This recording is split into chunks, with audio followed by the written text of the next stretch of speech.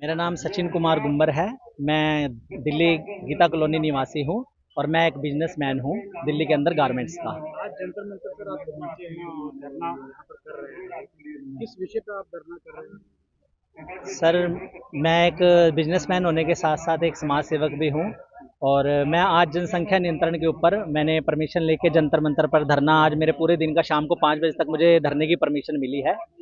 और सर, जैसा कि मैं मेरी सोच है, मैं समझता हूँ, न्यूज़पेपर पढ़ता हूँ, यहाँ पर जैसे भी समाज के अंदर मैं एक व्यक्ति की तरह, एक कॉमन मैन की तरह एक जीवन जीता हूँ, तो मुझे ये महसूस होता है कि जनसंख्या हमारे देश भारत के अंदर जो सबसे बड़ी समस्या है वो जनसंख्या वृद्धि ही है। जो कि जनसंख्या जो विस्फोट हो रहा है वही हमारे, जैसे कहते हैं ना, किसी भी कोई बीमारी की कोई जड़, जैसे हमें डायबिटीज़ हो जाती है, हम मीठा ज़्यादा खाते हैं या नमक ज़्यादा खाते हैं, तो कोई हमें शारीरिक बीमारियां हो जाती हैं। ऐसी सर जनसंख्या वृद्धि है ना, ये सब मैं कहता हूँ कि हमारे देश के अंदर जितनी समस्याएं हैं, गरीबी, कुपोषण, अशिक्षा, बेरोजगारी, करप्शन और अपराध, मैं मानता हूँ कि जितनी भी बुराइयां हमारे देश के अंदर हैं वो मात्र जनसंख्या वृद्धि के कारण ही है, क्योंकि हमारा जनसंख्या वृद्धि के ऊपर किसी प्रकार का कोई कंट्रोल नहीं हो पा रहा।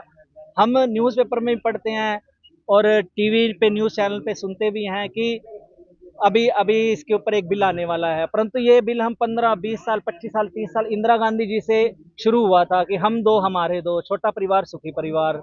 उस टाइम में लोगों की नसबंदी भी करवाई गई थी। उसके बाद भी सर इतना टाइम हो गया हमें सुनते सुनते सुनते सुनते, राजनीतिक पार्टियां कोई इसके ऊपर कोई एक्शन ही नहीं ले पाती। तो मैं एक समाज सेवक होने के नाते, मेरा किसी भी पॉलिटिकल पार्टी से कोई लिंक नहीं है।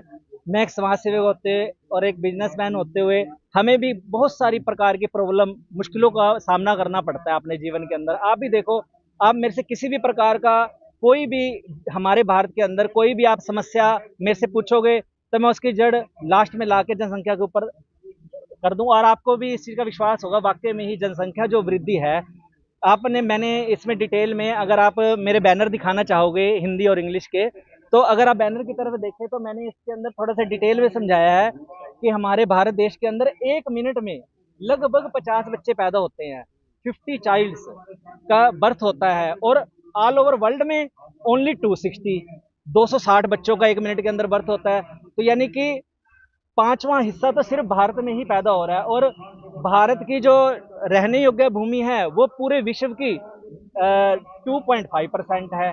आप देखो, अमेरिका, कनाडा, ऑस्ट्रेलिया, हम हर चीज में उन देशों के साथ तुलना करते हैं अपनी कि वो विकसित है, और उनके वहाँ हमारे यहाँ से 3 गुना ज्यादा जमीन भी है। ऑस्ट्रेलिया में भी, अमेरिका में भी, कनाडा में भी लगभग 3-3 गुना ज्यादा जमीन है, परंतु उनके रिसोर्सेज हैं उनकी जनसंख्या के हिसाब से संतुलन में है।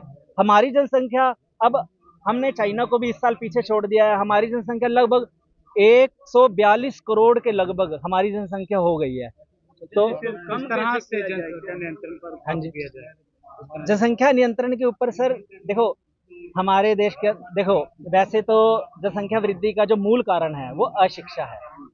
अशिक्षा होती है, अशिक्षा के कारण ही जब बंदा, पढ़े लिखे नहीं होते लोग, तो वो सोच समझ नहीं पाते। कुछ लोग इसको इस तरीके से कहते हैं कि अगर हमारे बच्चे ज्यादा होंगे तो हमारे कमाई में हमारा योगदान देंगे। कुछ लोग कहते हैं कि हमारा अपना खानदान चलाने के लिए हमें कि एक लड़का चाहिए, तो कई बार एक दो तीन चार लड़कियां होने के बाद वो लड़के की चाह में आगे बच्चे पैदा करते रहते हैं। तो मूल कारण तो शिक्षा ही है भाई। और ज्यादा जिस संख्या बढ़ती जा रही है उस हिसाब से शिक्षा के ऊपर भी, शिक्षा के ऊपर भी ध्यान इतना नहीं दिया जाता। अब कितने, अब वही है, हमारी जनसंख्या वृद्धि के कारण हमारे देश के अंदर एक असंतुलन पैदा हो गया है। हर चीज के बारे में, जितने संसाधन तो हमारे सीमित हैं पूरे देश के अंदर, और जो रिसोर्सेज हैं जो हमें मिलते हैं वो उसमें कम पड़ गए हैं। पूर्ण आप रूप से जनसंख्या नियंत्रण कानून लागू होना चाहिए। पूर्ण रूप से, बिल्कुल, मेरी इच्छा तो यही है कि हमारे देशवासियों की इच्छा तो यही है कि पूर्ण रूप से, और ये मानसून सत्र के अंदर जितना जल्द से जल्द, सर हम पहले ही बहुत, ऑलरेडी बहुत ही लेट हो चुके हैं।